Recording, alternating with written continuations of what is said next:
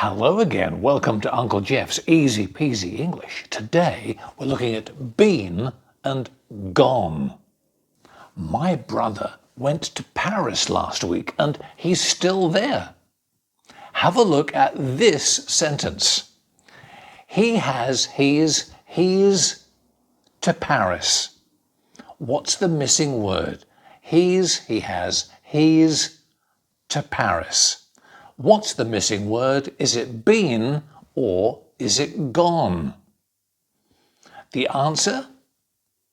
Gone. He's gone to Paris. Why? Because he's still there. He is still in Paris. My brother went to Paris last week and he came back last Friday. Have a look at this sentence. He's, he has, he's to Paris. Missing word, what is it? Is it been or is it gone? The answer this time is been. He's, he has, he's been to Paris. Why?